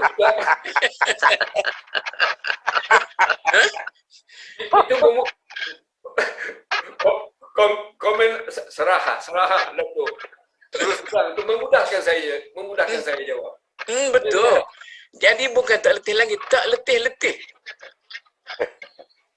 Jadi walaupun kita ulurkan semangat Hudaibiyah,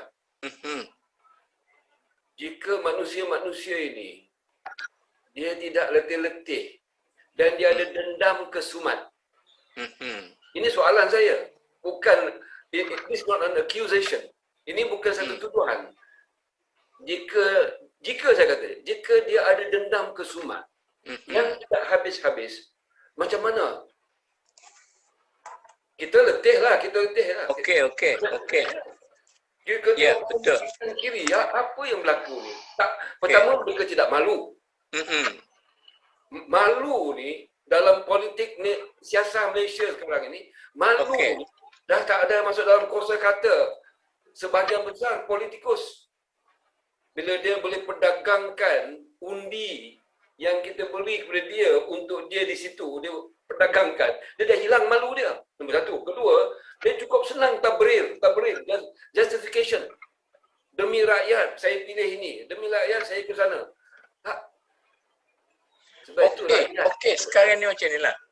Katakanlah, kita lupa orang yang so-called orang-orang politik yang berdendam antara sesama lain. Tetapi apakah pendakwah ada alternatif? Kalau kita nak jadi macam Al-Farabi, bagi satu alternatif yang ideal sangat, adakah pendakwah mampu? Yang nampak mampunya ialah orang politik mengontrol. Macam mana ni? Saya cuba agresif sikitlah. Saya sungguh bergembira sangat dengan kehadiran tuan-tuan ni kan. Dulu belum ni saya dengan budak-budak muda perempuan nak cakap macam ni, betul kami yang bertahu lah. Macam mana ni? Bagi alternatif. Golongan dakwah boleh mampu jika golongan dakwah tidak dilihat partisan. Okey. Golongan dakwah, dia bukan Abim dengan Ikram Kewadah je. Golongan dakwah tu dia meluas. Betul.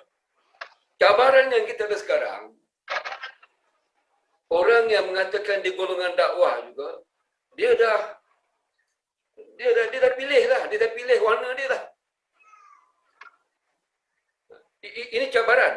Maknanya bagi saya bukan tidak ada harapan. Orang dakwah sebagai satu gagasan yang besar. Kita jumpa, kita bincang. Saya dengar kita ada aksin kita kan. Aksin ke, tak mau aksin pun kita jumpa. Boleh tak kita, soalan lagi, boleh tak kita gembleng semua, betul, yang majoriti dominan orang dakwah hingga menggegarkan barisan-barisan politik itu. Okay. Boleh saya mencelah? Sela. Okey, terima kasih. Saya tadi ambil cue daripada Ahmad Azam, kemudian Profesor Syarul. Saya rasa kita memang sedang mengalami satu ujian yang besar dari Allah Subhanahu Wa Taala dalam konteks Malaysia yang sedang diuji hari ini. Kita katakan tadi bahawa kita wajar mengadakan satu muafakat baru. Tetapi satu syarat kemenangan dalam apa-apa pun perjuangan syarat kemenangan salah satunya yang pasti kalau kita nak tengok sirah Rasulullah SAW, para sahabat, Nabi-Nabi, Rasul-Rasul dulu ialah kesabaran. Istilah moden kita pakailah, are we ready to engage with politicians continuously? Maukah kita? Jangan kita sekali je kita putus asa. Kita kena cari jalan. Ada orang watak dia boleh pergi, ada yang tak boleh pergi, kita hantar yang boleh pergi. Tak semua watak tu sama, dan ada orang ahli politik dengan watak seorang tu, kalau dia berhujah, kental hujah dia, peribadi dia, percakapan dia yang penuh dengan hikmah, dia akan malu dengan sopan santun pendakwa itu menikam dalam jiwa dia. Mungkin Allah akan bagikan rahmat supaya orang yang berkuasa, yang ada pengaruh pula dalam politik ini akan berfikir 2-3 kali supaya jangan meneruskan amalan ataupun budaya politik yang sedemikian. Kita nak tamatkan budaya politik yang sangat-sangat merugikan bangsa dan negara ini. Jadi kita ada kesabaran. Kita kena hantar ramai orang. Macam kata Profesor Syarul dulu, kena ramai hantar tentera-tentera. Orang yang anda dalam ilmu psikologi, sekretari macam apa tu, Saudara Dr. Syarul, kena ramai. Orang yang perlu di-counselkan, kena di-counselingkan, kena counseling. Mungkin orang yang ada watak macam Sayyidina Umar Al-Khattab kena ada juga. Untuk berperang. Tapi tak semua boleh sama. Kerana watak ni Allah jadikan fitrah yang berlainan. Jadi saya nampak mekanisme itu kena dipikirkan. Tapi prinsipnya ialah kesabaran umpamanya untuk kita engage tu mestilah kita lakukan oleh orang-orang yang bukan ahli politik.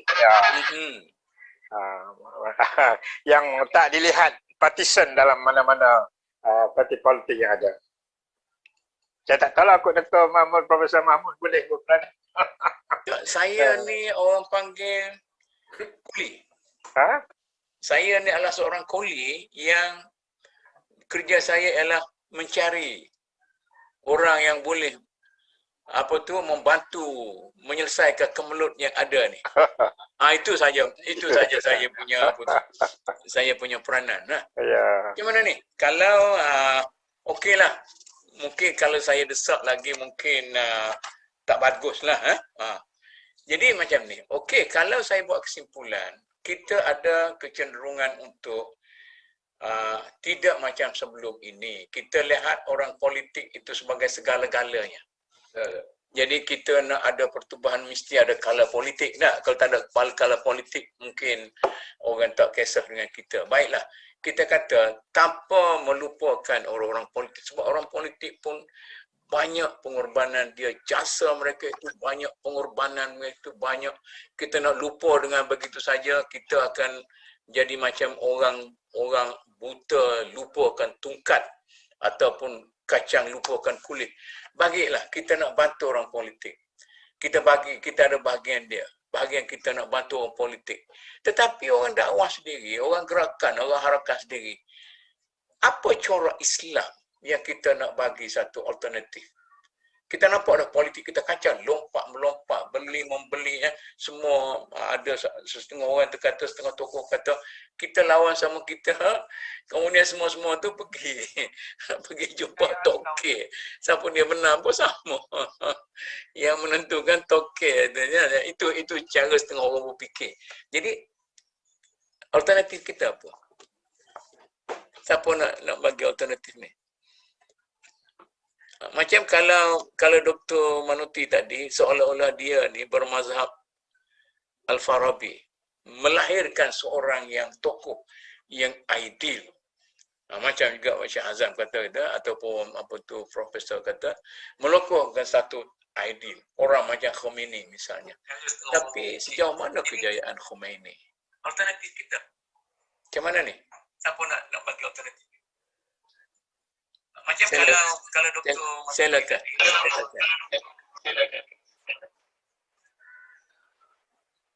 Saya nak memang apa yang kita bincang ni sangat menggusarkan hati ya. Namun macam mana sama sebut, kita tak boleh give up. Kita tak boleh nak give up ya. Kalau kita give up maknanya Itu tidak Islamik. La taqnatu min rahmatillah. Yang kamu kecewa putus asa dengan Allah Ta'ala. Jadi saya setuju. Maknanya kalau kita ambil pengalaman, kalau seandainya untuk short term ni nampak kita banyak tidak ada penyelesaian nampak gayanya, kena berusaha. Tapi long term Dato' Mun saya nampak bahawa kita kena persiapkan kualiti kepimpinan dan juga kualiti ulama kita. Pembinaan ini secara serius.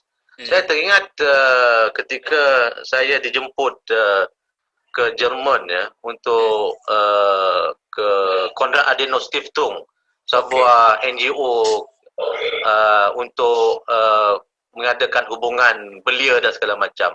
Dia tunjukkan kami kepada semua agenda program dia kecuali satu program yang tak dibenarkan. Ini rahsia negara kami, iaitu program untuk melatih future leaders. Yang mana pemimpin-pemimpin yang terbaik tersebut dipilih, kemudian di nurture, dididik, didorongkan untuk menjadi pakar bidang politik, pakar bidang ekonomi, pakar teknologis. Jadi kalau kita boleh macam majlis dakwah negara umpamanya, kita pilih golongan-golongan ulama-ulama, bakal-bakal ulama kita yang multilingual, yang multidisciplinary, yang multi mazahib, menguasai ilmu-ilmu tersebut. Kalau kita rancang dalam masa 10 tahun, jadi kualiti ulama kita akan lebih meningkat. Walaupun kita punya puluhan ribu golongan agamawan, tapi yang berkualiti begini yang perlu kita carikan. Di samping pemimpin yang kita develop. Saya tak tahu sama ada negara kita ada atau tidak, tapi setakat yang saya lihat, nampaknya program begini maknanya by chance, ataupun kalau ada pun dia dibuat secara individual, secara tidak bersungguh-sungguh.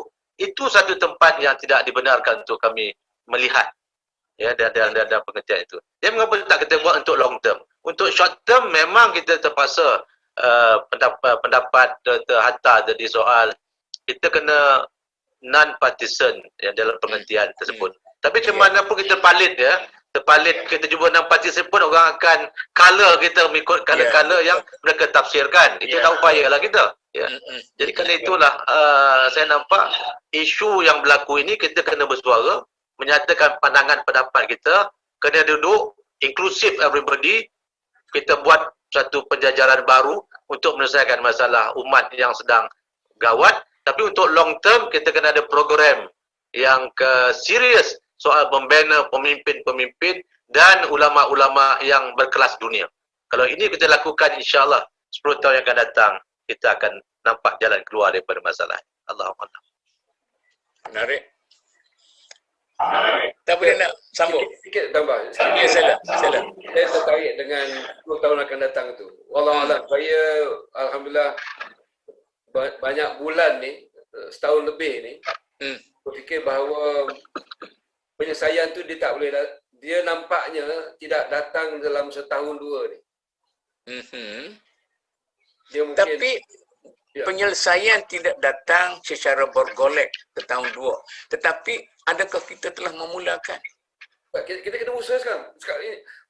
Bila kita berbincang gini, sebenarnya kita memerah otak dan kita berfikir sedaya upaya bagaimana dalam hari ini, besok, minggu ini, minggu depan, kita nak memulakan. Jadi saya gabungkan dulu, iaitu satu, kita kena sabar, Dr. Manuti sebut tadi, dan logiknya setahun dua ni dia tidak, ni logik lah, logik Allah Ta'ala boleh kun fayakun. Dan kita harap satu jenis miracle berlaku dalam setahun dua ni. Dalam masa yang sama kita lihat perangai dan syakhsiah, personality orang-orang besar politikus ini. Bagaimana mereka bukan nak duduk berdamai. Dari forum ini, jika kita dapat mencetuskan dengan izin Allah, mencetuskan dalam jiwa mereka untuk duduk berdamai, cukuplah ni, enough is enough, cukuplah ni. Itu subhanallah keberkatan petang ini. Keberkatan petang ini. Logiknya, Dato', logiknya Pasal dia dah berseteru begitu lama. Dan dia rasa macam tak puas lagi. Macam tak puas lagi bergaduh tu. Kita rasa dah puas, kita cukup lah ni, dah sengsara. Tapi Datuk, dalam ilmu hadis, idza ta'arada taqata. Bila kedua-duanya bertentangan, tak boleh diselesaikan, kedua-duanya gugur. Sama ada kita menggugurkan ataupun dia gugur dengan kehendak alam. Ya. Sebab itu saya kata, sebab itu Datuk, bagi saya, logik 10 tahun. Mungkin paling cepat 5 tahun. Pasal antara dua lah.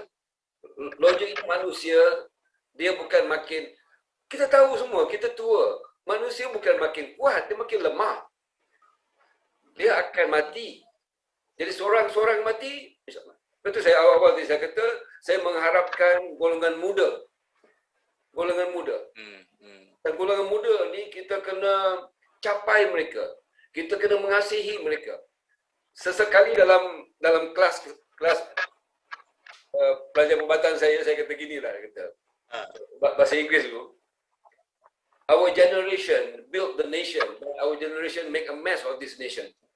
Generasi kita ni membina negara, tapi generasi kita jugalah yang seolah-olah mengkocak-kacirkan negara. Dan kita bertanggungjawab untuk memperbaikinya sebelum kita mati. Okey, Datuk. Dalam negara kita ni, ada dua gergasi gerakan Islam yang sangat dihormati. 2-3 gergasi. ABIN, Ikram, Wadah, Ulama dan sebagainya. Saya rasa kalau yang ini kita MDN boleh menjadi tali pengikatnya. Ini saya selalu nak. MDN ini ibarat tali pengikat rakit yang pecah. Itu saja yang kita boleh mainkan. Buluh tuan-tuan ada, dan apa semua. Kami hanya jadi tali rotan saja ataupun akar, sementara ada rotan yang berguna. Tapi saya tengok potensi ada pada ABIN, Wadah dan Ikram. Ini ikhlaslah di luar parti politik. Dan sekarang ni pun kalau orang nak colorkan, biar dia punya lah. Sebab itu color tu datang daripada kepala dia. Kepala dia. Cuma, bolehkah lepas tu kita tampunglah sikit-sikit daripada orang yang sebelah sini, belah sini sikit. Saya rasa saya dengan pengalaman yang ada begitu banyak sekali dan sebagainya, saya rasa cuma kita terlepas peluang sikit. Bimbang takut macam tu. Macam mana ni? Macam mana? Macam mana Tin? Okey. Saya rasa yang terakhir ni, sekarang kita ada 15 minit kan? Tak apa. Saya boleh gadai kesimpulan. Ini perbincangan yang patut yang masyarakat buat kesimpulan. Dalam soalan yang dikemukakan kepada kita dalam WhatsApp pun, maknanya sampai di situ tentang satu gabungan secara formal ataupun tidak formal, tetapi fikrahnya itu yang paling penting, menggerak ke arah perpaduan dari segi wahdatul amal selain daripada wahdatul fikr, kita nak wahdatul amal. Saya rasa ada wahdatul fikri itu. Dengan peristiwa-peristiwa yang terjadi dalam negara kita sekarang, sebenarnya saya nampaklah Allah Subhanahu Wa Taala nak minta supaya kita sebagai para duat pimpinan gerakan Islam dapat mengambil kesempatan yang amat berharga ini untuk kita mencari jalan supaya kita dapat menjadikan satu keutamaan lah dalam kerja-kerja dakwah kita saat sekarang ini ke depan, mencari jalan untuk berjumpa dengan semua rakan-rakan dalam pelbagai gerakan dakwah. Dengan lain perkataan, saya tertarik apabila Triple IT, Ma'hadul Fikril Islamil Alami, dia ada keluarkan dalam bahasa Inggeris, dalam bahasa Arab dan bahasa Melayu pun dah diterjemahkan dan sudah pun diedarkan di sini dan patut dimanfaatkan oleh semua pihak, termasuk individu yang mempunyai keprihatinan dalam kejayaan gerakan dakwah dipanggil mitsaqud da'wi. Satu covenant dakwah yang sifatnya alami supaya kita boleh bersatu padu dalam perkara-perkara besar yang utama.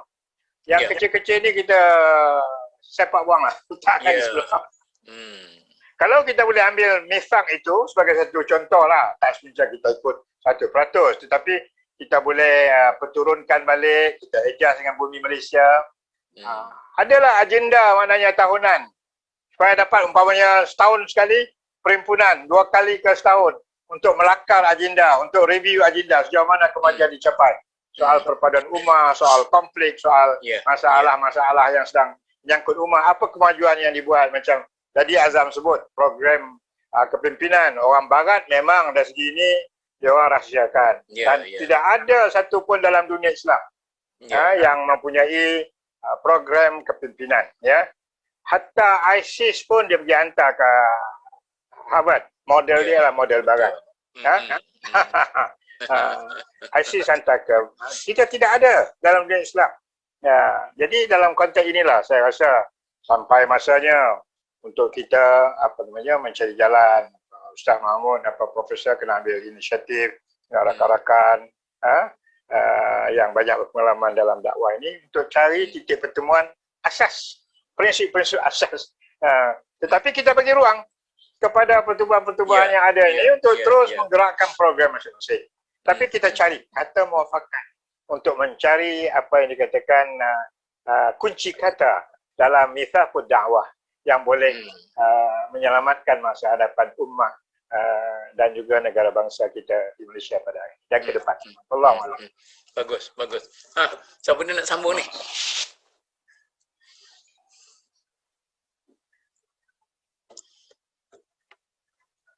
Tuan guru kita tak ada dah. Tuan guru kita dah lama saya fikir Datuk membawa idea ni. Saya ingat kali ini idea tu dah masak rasanya.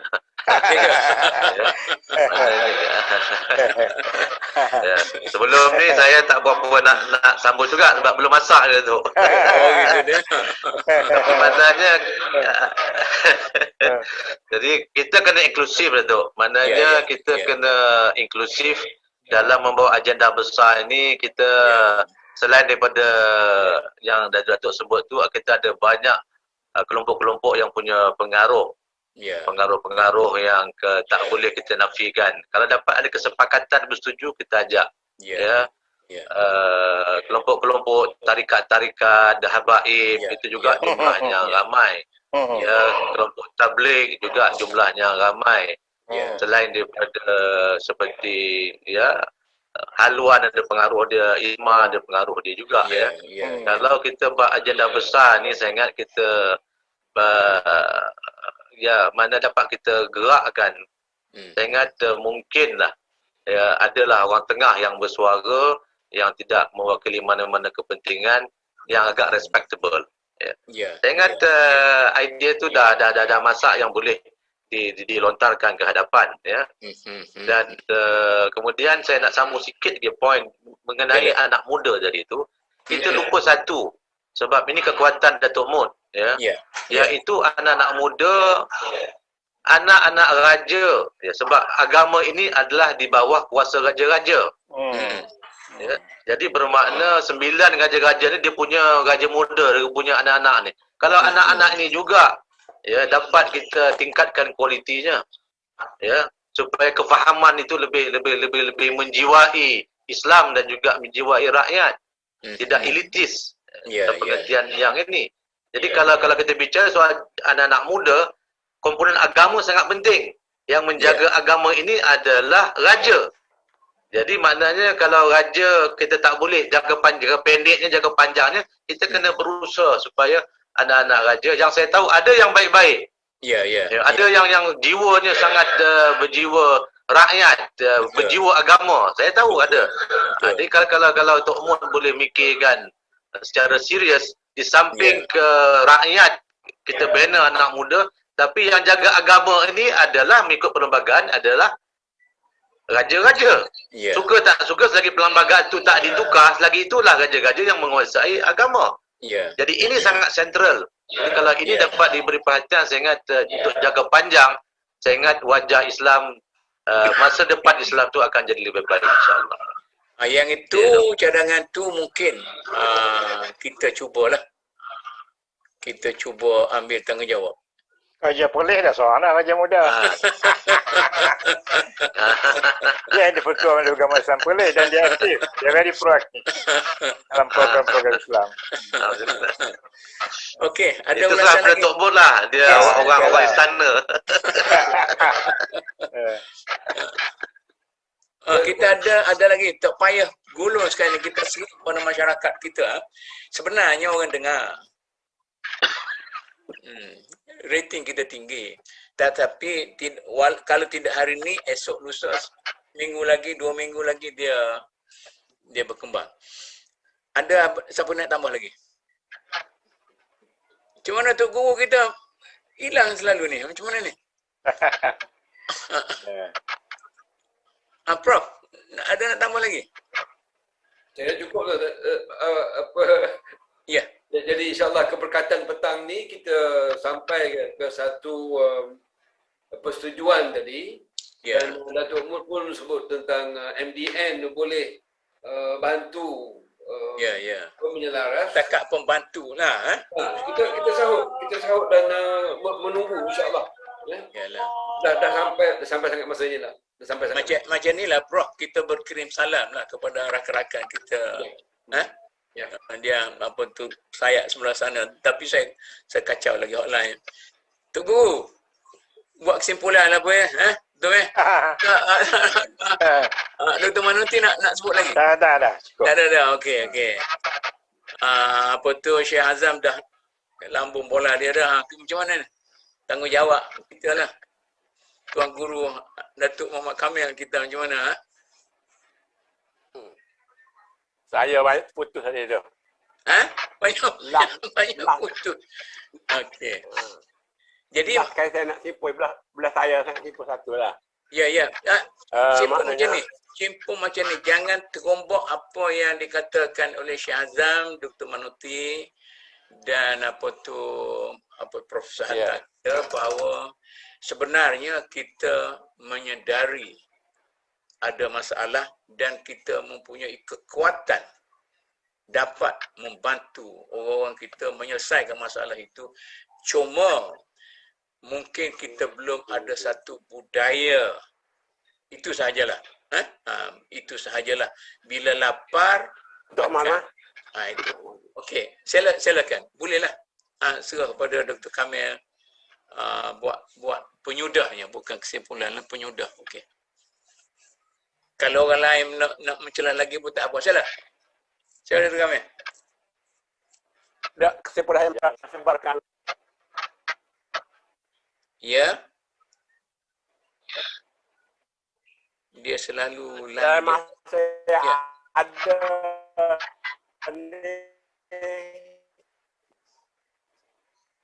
tak boleh tu. Ada apa ni? Line tak clear. Line dia tak clear. Tak apalah, Dr. Manuti nak buat kesimpulan, line dia tak clear tu. Tidak simpulan menyudahkan. Saya rasa kita ambillah prinsip dari hadis Rasulullah SAW bahawa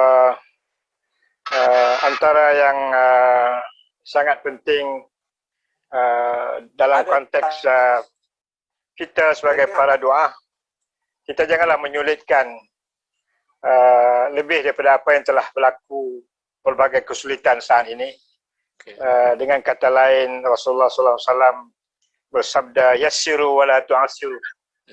Permudahkan, jangan persulitkan. Mana perkara yang kecil-kecil, yang remeh itu jangan dijadikanlah sebagai perkara yang memisahkan kita, memecahkan kita. Sebaliknya kita harus berfikir dengan mengambil kata-kata daripada pepatah Arab yang menyebut al-aqlul kabir yufakkir 'adil asya'il kabirah. Akal yang besar itu sentiasa berfikir dalam perkara-perkara yang besar. Ammal aqlus saghir yufakkir anil umuril as-saghirah. Akal yang kecil itu hanya berfikir dalam perkara-perkara yang kecil. Jadi kita harus berjiwa besar, berfikiran besar, mengikut sunnah Rasulullah SAW dalam petunjuk perjuangannya dengan para sahabat tabi'in. Wallahu a'lam. Ya. Ya. Okey, terima kasih Dr. Kamil. Kita pun saya rasa dia line dia biasa dah kalau dia macam itu, saya biasa sangat dengan dia line dia ada masalah. Macam inilah saya rasa adalah menjadi tanggungjawab MTN untuk pada peringkat ini untuk menyamaratakan padang bola sebelum saya menjemput permainan bola yang menarik di kalangan para pendakwah kita, para pejuang kita. Maka saya rasa tanggungjawab saya, Dr. Kamil dan MDN dan rakan-rakan semua bawah-bawah ni, bagi kami meratakan padang bola itu, saya meminjam bahasa Engkau Aziz lah, meratakan padang bola itu supaya nantinya bila permainan itu dimulakan, maka tidak ada komplain bahawa bola bergolek ke gol saya tanpa disepak oleh sebagainya. Jadi insyaAllah kita mencari keadilan di situ. Dan Dr. Kamil, okey dah? Nak kata sepatah-sepatah doang? Tak boleh ke tu? Okey, dengan itu saya mengucapkan berbanyak terima kasih kepada rakan-rakan saya yang bersungguh-sungguh berbincang pada petang ini. Dan saya rasa begitulah juga bila sesi saya sebelum ni 1-2 sesi bila kita bincang tentang dakwah ini, maka insya-Allah saya berkewajipan untuk mengucapkan berbanyak terima kasih kepada para panel kita 4 orang ini, dan terima kasih juga kepada para penonton yang saya kira akan mencapai satu rekod yang baik saya rasa dari segi rating orang yang menontonnya. Dan insya-Allah kita akan lanjutkan perbincangan kita ini dengan menjemput rakan-rakan kita, para pemimpin pertubuhan-pertubuhan yang lain lagi, dan saya akan pegang lagi lah Dr. Kamil untuk membantu saya untuk sebab saya pun sibuk tu, pondok perdana lagi yang tak tahu nak runtuh ke nak bangun, tak tahu macam-macam lagi ceritanya. Jadi dengan itu saya sekali lagi mengucapkan terima kasih dan saya mengakhiri dengan ucapan wabillahi taufiq. Wassalamualaikum warahmatullahi wabarakatuh. Waalaikumsalam. Bismillahirrahmanirrahim. Innal insana lafi khusr illa alladhina amanu